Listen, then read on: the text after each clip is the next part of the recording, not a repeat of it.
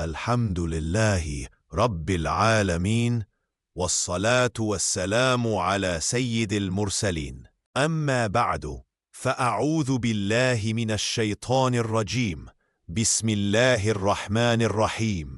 حضرت ابو بکر صدیق رضی اللہ تعالیٰ عنہ کا اسلام لانا اسلامی تاریخ کا وہ سنہرا باب ہے جو ایمان، وفاداری اور تاجداری کی مثال بن گیا۔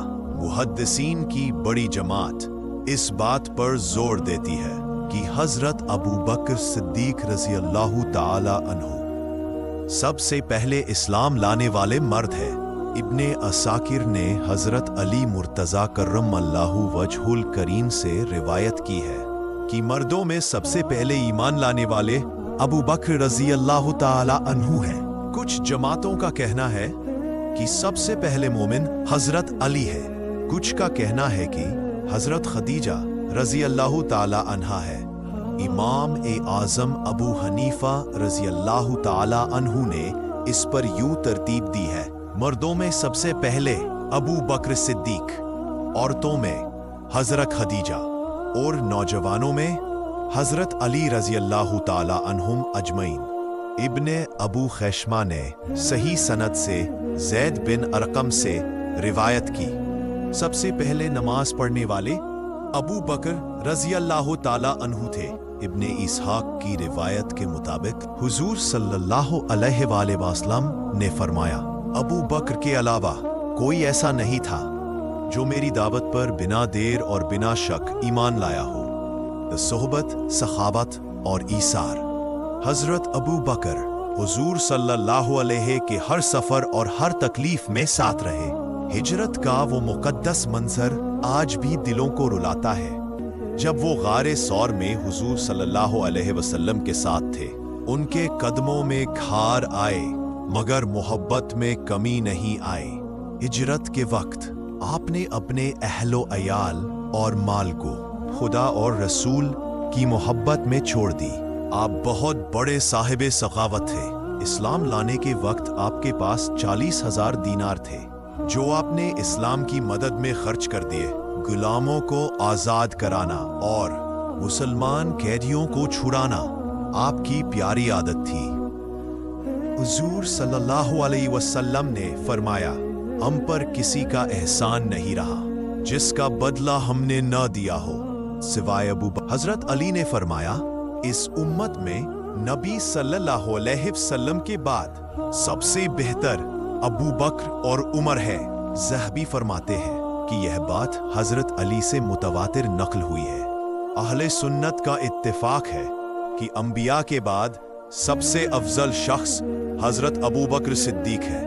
حضرت علی رضی اللہ عنہ نے فرمایا: جو مجھے ابو بکر اور عمر سے بہتر کہے گا میں اسے سجا دوں گا۔ حضور صلی اللہ علیہ وسلم نے فرمایا: میری بعد ابو بکر اور عمر کی اتباع کرو۔ ایک عورت نے کہا: اگر میں آپ کو نہ پاؤں تو کیا کروں؟ حضور صلی اللہ علیہ وسلم نے فرمایا: تو ابو بکر کے پاس جانا کیونکہ میرے بعد وہی میرے خلیفہ ہے۔ حضور کی بیماری میں آپ نے حکم دیا: ابو بکر کو حکم دو کہ نماز پڑھائے۔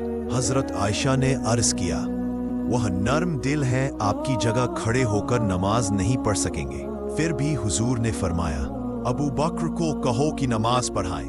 جنگ یمامہ میں کئی حافظ صحابی شہید ہو گئے۔ حضرت ابو بکر نے فکر کی کہ اگر حافظ کم ہو گئے تو قرآن کی حفاظت کیسے ہوگی؟ پھر آپ نے جمع قرآن کا حکم دیا۔ آپ قرآن کو جمع کروانے والے پہلے خلیفہ ہیں۔ حضور صلی اللہ علیہ وسلم کے انتقال کے بعد امت کو سنبھالنے والا اگر کوئی تھا تو وہ تھے ابو بکر صدیق۔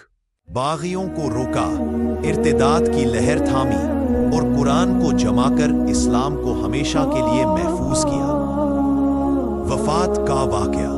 آپ رضی اللہ تعالی عنہ کی وفات کا اصلی سبب حضور صلی اللہ علیہ وسلم کی وفات کا صدمہ تھا۔ جب حضور صلی اللہ علیہ وسلم پردہ فرما گئے، وہ صدمہ جو آخری سانس تک آپ کے دل سے کم نہ ہوا۔ 7 جمادی الآخر 13 ہجری دن تھا دوشنبہ کا۔ आपने गुस्ल फरमाया, मौसम सर्द था और बुखार चढ़ गया। सहाबा किराम इयादत को आए। अर्ज किया, ए खलीफा ए रसूल, क्या हम किसी हकीम को बुलाएं? आपने फरमाया, तबीब ने तो मुझे देख लिया। दरियाफ्त हुआ, क्या कहा तबीब ने? फरमाया, इन्नी फ़ाआलुन लिमा उरीदु, यानी मैं जो चाहता हूँ करता हूँ। ये अल्लाह ताला की मर्जी थी। ये था आपका तवक्कुल, मुकम्मल भरोसा अपने रब पर, और थी आपकी रजा, अल्लाह की हर बात पर राजी।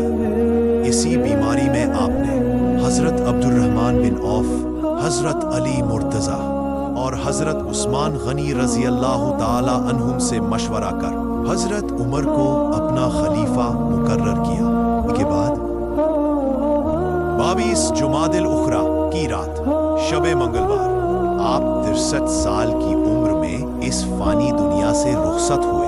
इन्ना लिल्लाही व इन्ना इलैहि राजिऊन। आपने 2 साल और 7 महीने तक खिलाफत की।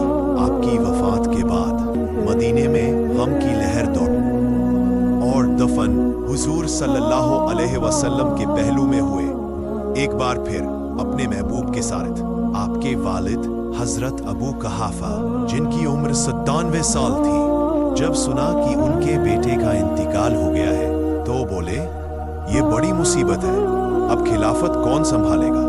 जवाब मिला, हजरत उमर। और 6 महीने बाद आपके वालिद ने भी रुखसत ली। वहां क्या नसीब पाए थे? खुद सहाबी, वालिद सहाबी, बेटा सहाबी और पोता भी सहाबी, रज़ी अल्लाहु अन्हुम अजमईन। हौसला बढ़ाने के लिए चैनल को लाइक, शेयर और सब्सक्राइब जरूर करें।